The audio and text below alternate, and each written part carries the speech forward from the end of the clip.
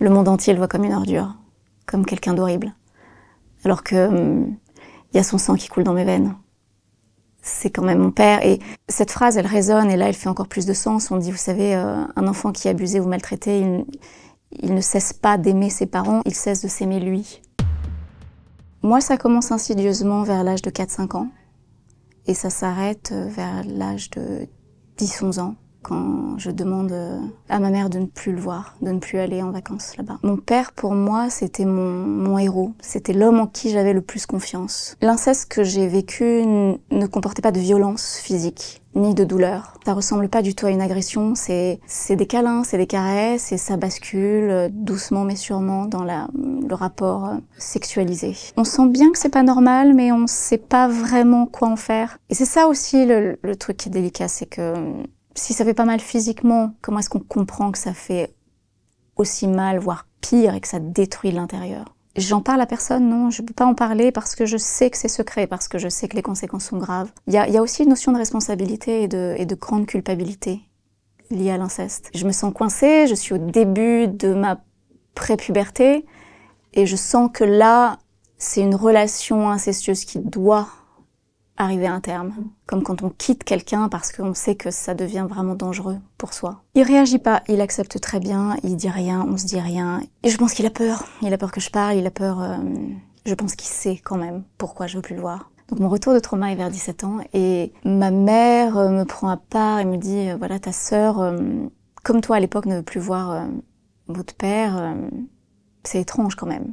Et à ce moment, au moment où elle me dit ça, je sais, je prends conscience de la gravité. J'ai une petite sœur à ce moment-là, une autre petite sœur qui a 2 ans, et je me dis, mais ça ne va pas nous atteindre toutes. J'appelle à ce moment-là mon père, et je lui dis, je me souviens de tout. Et là, un peu comme dans une sorte de cri de soulagement, il me dit, tu peux pas savoir la culpabilité qui traîne sous mon lit depuis toutes ces années. Il se trouve que je sais quelle culpabilité il traîne sous son lit. Il me dit, viens me voir, il faut qu'on en parle, et je sais que si je vais le voir, j'aurai pas la force de porter plainte. Donc je lui dis que non, je n'irai pas le voir et que je porterai plainte, que j'irai à la brigade des mineurs le lendemain. Il y a un long silence et il me dit, fais ce que tu veux. Je pense que c'était un soulagement pour lui de libérer sa conscience à ce moment-là. Il avoue pour moi, mais pas pour ma sœur. Et il niera pour moi et pour ma sœur devant le reste de la famille, devant la justice. Au tribunal, il adopte la défense par l'attaque. Il explique que je suis perverse. La perversion à l'âge de 5 ans, bon, c'est une excuse complètement absurde. Il est condamné à 3 ans, dont 1 an de sursis, je crois, avec retrait des droits civiques et familiaux. Je ressens beaucoup de tristesse. Le monde entier le voit comme une ordure, comme quelqu'un d'horrible. Alors que y a son sang qui coule dans mes veines.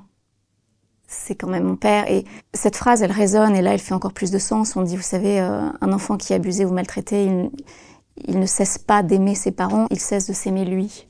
C'est tellement vrai. Donc l'amour, il a toujours été là. Après, il y a de la déception, il y a de la colère. Mais oui, j'ai jamais voulu lui faire de mal, j'ai juste voulu qu'il arrête de faire du mal. À un moment donné, il réapparaît dans ma vie, et il me demande pardon, et je décide de lui pardonner. Et il me dit 3 choses. Il me dit merci d'avoir accepté de me revoir. Je te demande pardon et j'ai jamais cessé de t'aimer.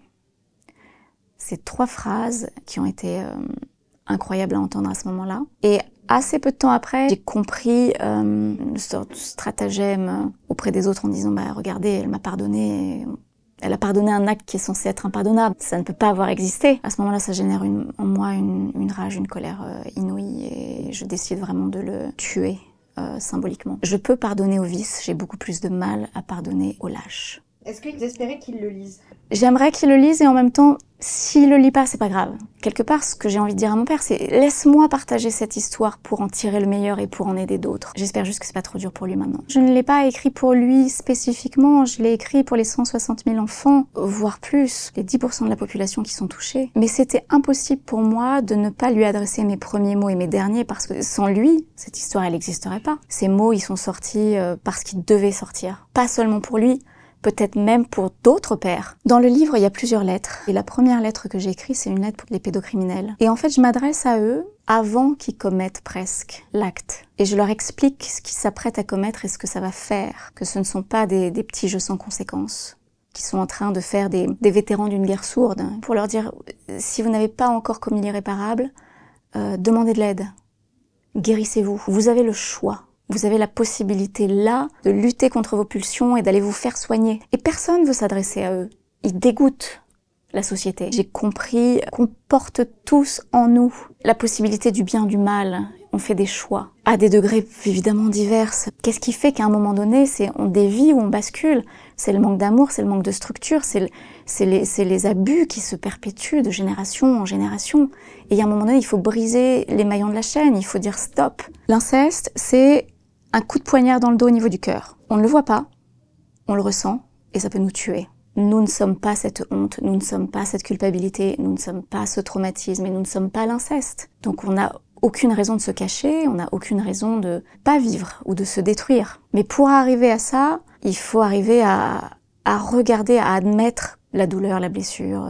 Il ne suffit pas de parler ou de hurler, encore faut-il être entendu. Le déni collectif, c'est un fléau. C'est le but de ce livre, hein, c'est effectivement de me présenter à vous reconstruite et de dire à tous ceux qui sont encore dans le cachot de la honte et qui n'ont même plus la vision d'une possible lueur dans l'obscurité totale, de leur dire non, non, non, non, non, c'est possible. Rien que ça, déjà, c'est possible. J'en suis la preuve vivante, là, c'est possible.